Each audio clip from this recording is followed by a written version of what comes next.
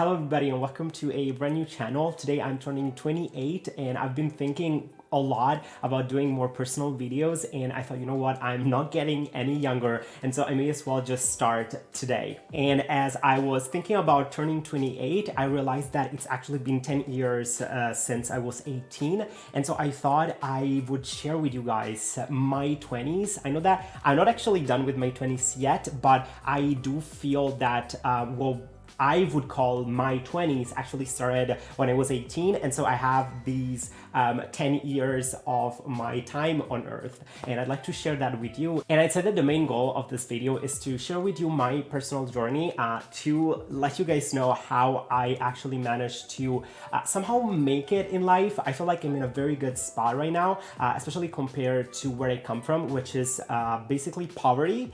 And I'd like to just just let you guys know that if you really want to make it, you can make it. And if you are feeling lost, I hope that this video will help you a little bit. So I'd say the best place to start is to tell you guys where I come from. So I was born in Palermo, Sicily, in the southern part of Italy, a beautiful place with beautiful beaches. The food is great, the weather is great. I want to say that during the first years of my life and my childhood, we were living a pretty good life. We had a house in which we were living in, but towards the early 2000s, my father actually lost his job, and we actually couldn't afford to have a place on our own anymore, and so we had to move in with my grandma, and we never left. So actually, my father never found a job. So it's almost been, I think it's been 15 years, and so he went from having his 9-to-5 job to actually not having a job, and so he basically did not have money to sustain our family. My mom never worked, and so the only way that we could survive was simply living with my grandma, and we would also get help and food and such from the church and other organizations, because we were legally below what you would call I'd say the level of poverty. We were below that. I want to say that growing up, I never felt poor, in a sense that poverty is usually defined in terms of how much money you have, but there is not only money in life. I mean, that's something that of course you need to have a nice life, but there is also so much more. So I want to say that overall I actually had a great childhood, a lot of friends that I am in contact with up till now. So I just want to say that, like, even though objectively we were living in a poor environment, and also the neighborhood in which I grew up is often referred to as one of the poorest neighborhoods in Italy, and there have also been some articles about it, seeing how it's a very poor environment and actually very dangerous.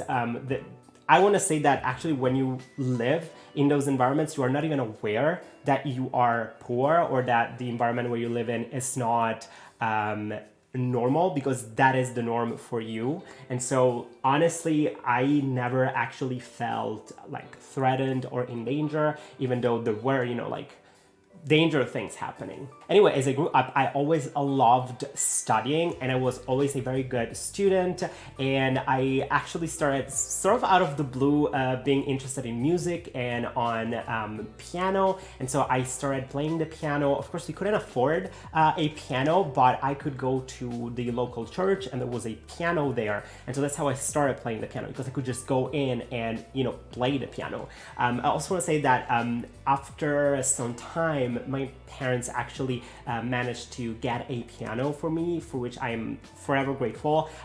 It was an old second-hand piano, and they had to pay for it for I think a full year, paying a little bit over time. But I ended up actually having the piano, studying at school, playing the piano, and I actually managed to get into a very good music school, which I did not need to pay for.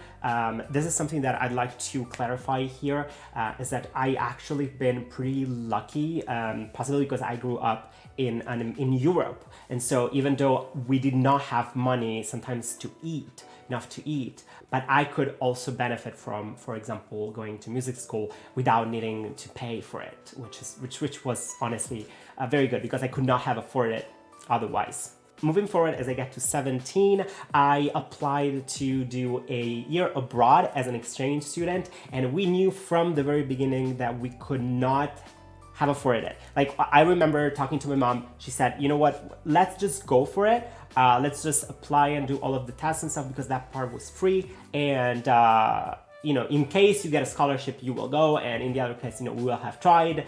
And I actually ended up getting a national scholarship. So there were only 10 scholarships throughout the entire country, like throughout Italy, and I was one of the, I want to say lucky ones, but what really played a role in getting the scholarship was that I had very good grades and I was playing the piano and all of the psychological tests that you do, and so I could go for a full year abroad to Hungary, Budapest, in which I spent 1 year as an exchange student. And that was so eye-opening because up till 17, I had not gone abroad. I never traveled before 17 because we could not afford it. It was so exciting for me to finally go abroad. And I met a wonderful family. I am still in contact with my Hungarian family after almost 10 years that I went there. I went there 10 years ago. It's insane. I actually turned 18 there. And that was the very first time in which I realized that I could actually go abroad and that there was more to Sicily. Because I was just so, you know, in my, I want to say like bubble growing up, that I didn't know that there were just so many opportunities outside. Moving forward, after my full year in Hungary, I went back to Italy to finish my high school. And during this period of time, I actually started not getting along very well with my parents. And I ended up actually living on my own with my grandma, and they moved out. And so I was living just the two of us, my grandma and I would, you know, help with the cleaning, go and do grocery shopping for her. And it was like a very, very nice year with my grandma. During this time, I started getting absolutely obsessed with Chinese. I have a very, I want to say, obsessive personality, in the sense that when I start really getting into a hobby or something that I like, I go 100% into it to the point of being kind of obsessed about it. And that's sort of what happened with Chinese. And so I started learning Chinese. I was learning Chinese all the time. Even in class, I would not follow my classes. During high school, I would study Chinese instead. And that's when I took the decision to go to China. Like, I wanted to go to China no matter what, even though we couldn't afford it. I did not have money for it. And so what I did, because basically I was on my own with my grandma, I wasn't really, you know, in contact with my parents during that time for a number of reasons. And my parents basically told me, you know, you are alone in this world, just do whatever you want because we can't help you financially. And yeah, they didn't. Like, I have been financially independent ever since I want to say 18. So it has been a full 10 years of me being financially independent. And so basically they told me, you know, just do whatever you want with your life. And since I was so obsessed with Chinese, I was like, you know what, I'm gonna go to China. I don't care like how I'm going to get there, but I am going to get to China. And so I started doing a little bit of research online. And what I found out is that one of the easiest way to go to China, at least like 9 years ago, was to go there as an au pair. And so I just randomly contacted an au pair agency in China, just sent an email, and they replied. And you could not believe how easy it was to actually get accepted to go to China as an au pair, because there is actually a lack of au pair, especially male au pairs. Like in my experience, like there are some families who are looking for specifically male au pairs, and there's usually more female au pairs than male au pairs, at least when I went, which was 2012. And so I actually got accepted right there. Like, I sent an email and they told me, oh yeah, you can come. And I actually did not have to pay for anything for the agency. And the only thing that I honestly had to pay for was a way to get to China. And so I didn't have the money for it, but I talked to a cousin of mine whom I'm forever grateful for. And she actually paid for a one-way ticket to Beijing. And so she gave me that money. I remember she just, you know, came to me. She was like, this is a gift, just do whatever you want with it. And so she gave me this amount of money, and I took this money, and the one thing I did was buy a one-way ticket to Beijing. And so it happened. As I said, my parents were sort of whatever. I actually told them that I was going to China after everything was basically done, after I had bought the ticket to go to China. And you know, in school, all of my teachers did not want me to go. In music school, they wanted me to keep on doing that, but I just wanted to leave. And so I left. I honestly just took a bag and left to China. And I found myself in China, in which I spent one full year. I'm not gonna go into the details because my year in China was just crazy. It was quite crazy how easy it was to go to China, and actually how inexpensive it was.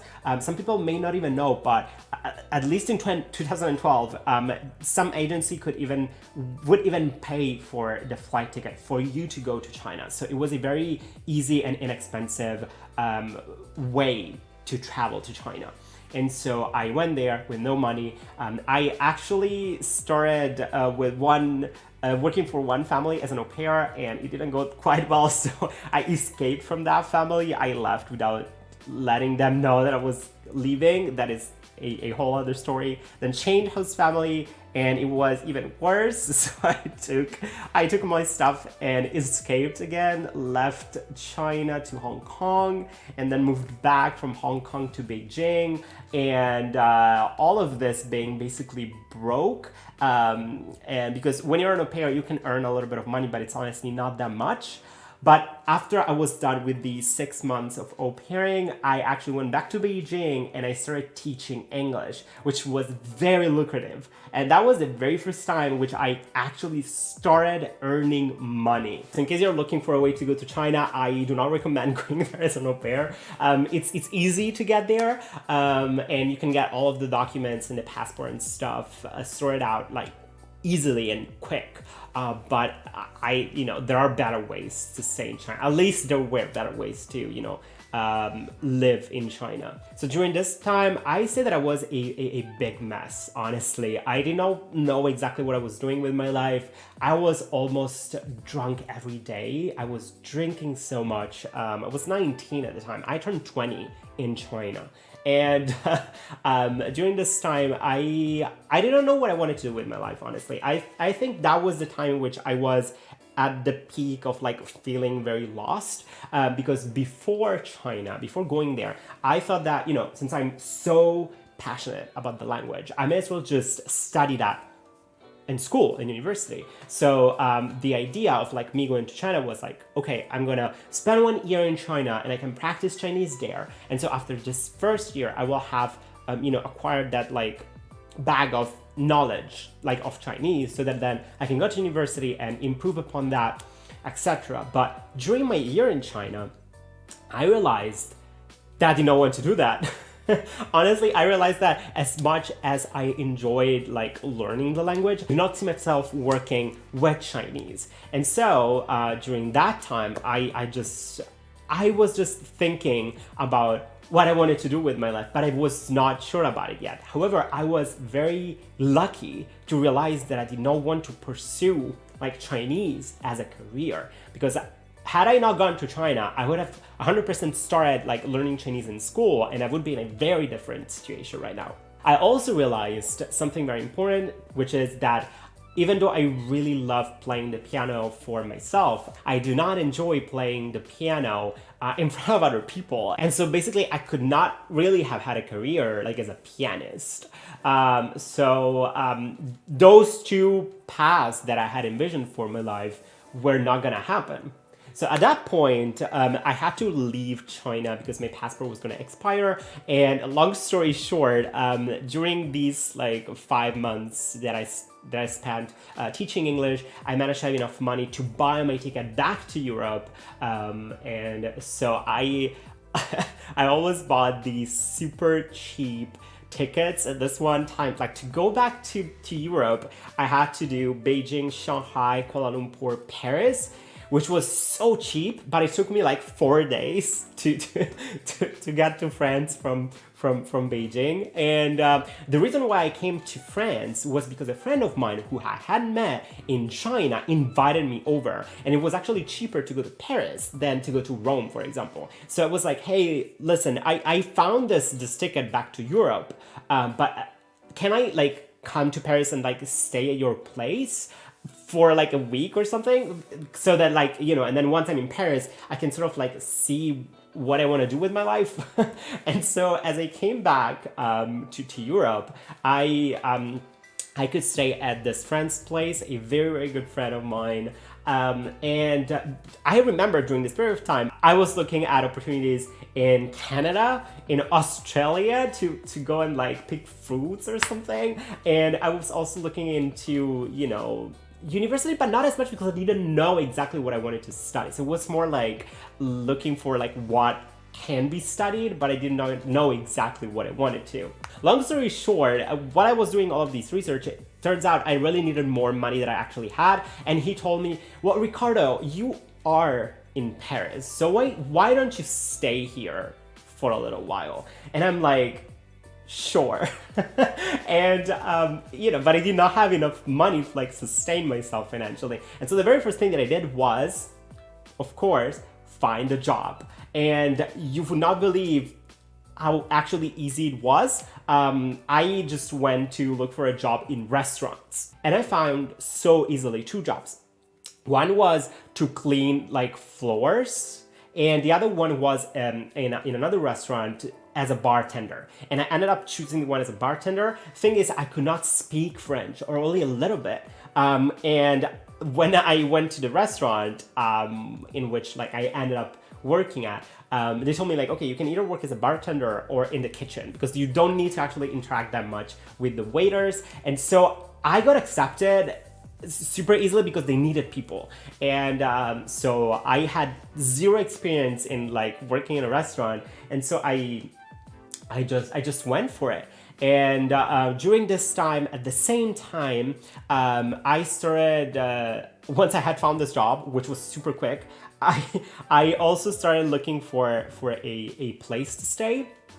And my friend also helped me in this process. I'm honestly so grateful for the friends that I've met, because they really always helped me as much as they could.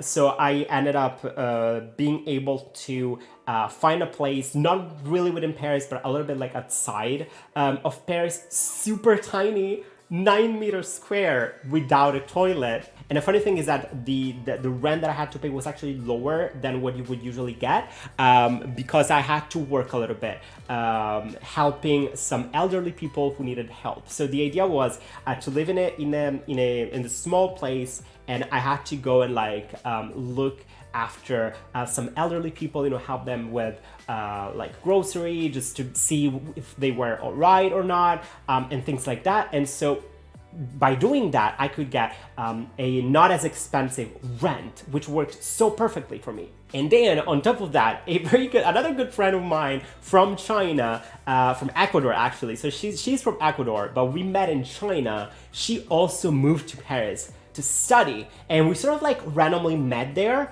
And this also so insane. So as I find my super tiny place, she also comes to Paris. She comes to my place once, like to visit the room, and we stay there, we have some beers, and I just tell her like, hey, do you want to stay here? Like, do you want to like share this apartment? Can you even call it an apartment? It's like a room. And she's like, sure. And we end up living 2.5 years together. Like, it's just insane. Let me tell you that. So basically, after China, I got to Paris, and within a week, I was like, okay, I'm gonna stay in here. Like, just like that. Like, I had this gut feeling that was something that I wanted to do with my life, and I had nothing to lose. You know, like the best thing is that when you have nothing to lose, you have nothing to lose. Like, so you just would do like what other people would call crazy. So during this first year in France, I actually was not enrolled in university really, but I was taking some classes. So I found this course, which was for people who did not get a high school diploma. So I was actually the younger one in the class, and most of the people were in their 50s, and since they never got their high school diplomas, they were studying. I had 4 subjects. I had French, math, physics, and chemistry, so I was following these classes, which were mainly in the afternoon and sometimes like even late in the evening. And the good thing was that I could go to class in the afternoon and then go to the restaurant and then spend the morning sleeping, because basically I would work like till kind of late at the restaurant, and so that worked very well for the first year. So basically I went to China when I was 19 on my own. I turned 20 in China, then moved to France, and then I spent the first year in France working, so I finally could get a little bit of money up, and that was something that I needed because I had zero money. As I moved to France, I had honestly not that much left after working in China teaching English. And also during this first year, I could learn French. So working at a restaurant was great because I could make money, I could make friends, I could learn French. And so, and I could also think about what I really wanted to do. Okay, so my camera died, but this video is happening today. So the main problem was that up till then, I had almost always studied literature, languages. In high school, I was studying Greek, Latin, Italian, and I was really bad at scientific subjects, at science in general. I remember that I would get usually a 5 out of 10 in math, which you would fail the class. So I almost always failed math in high school. And so I thought that I could not pursue any sort of scientific career. So I had this mental wall towards math, but I was generally, like, honestly interested in science. And so I had to do a lot of work, like a lot of mental work, tell myself, you know what, Ricardo, you can do it. Like, math is not gonna stop you from studying sciences. And so finally, after doing a lot of thinking, I decided that I was going to become an engineer. I was going to engineering school and study that and become an engineer. And let me tell you, spoilers alert, I finished. I'm an engineer. I have my degree, and I work now. I have a salary as an engineer now, which is great. It's amazing. So I studied engineering for 5 years, and it was very, very hard because I was working at the restaurant, of course. I was doing babysitting at the same time. I babysat these kids for years. I worked 5 years at the restaurant. So I started as a bartender, and I did the bar. I worked in the kitchen. Then I moved to as a waiter. So I was working as a waiter because I could speak French better. And in the end, I actually ended up having a little bit more of a managerial position. So I had the keys. I would open the restaurant every Sunday morning and do the entire shift. So you would open the restaurant, you clean, you welcome the clients, you serve the food, you take the money, and all of that. And so I'm very grateful, and that I managed to get the job, and then I stayed there. That I was stubborn, and that I did not leave the place, even though it was hard at times. So during these 5 years, I also managed to get 3 internships, one of which was in Brazil, amazing, and I'm so happy that I was able to go because I could, I had saved money up till that point.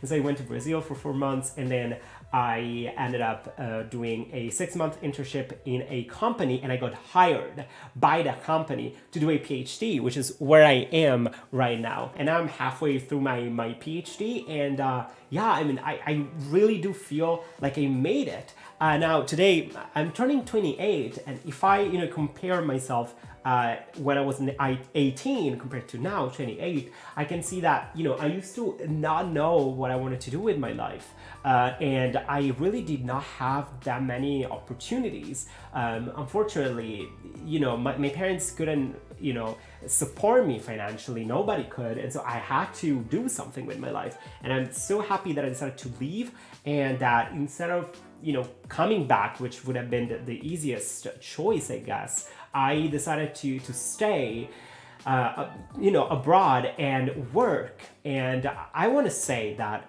it was quite hard also because I needed to adjust to the situation all the time. I always looked to the future, knowing that things would get better. So for example, when I first got here, and I had the opportunity to stay in a place, even though it was very small, 9 meters square, no toilet. The toilet was shared, so you had to, go outside the place, walk a little bit. You had the key for the toilet, etc.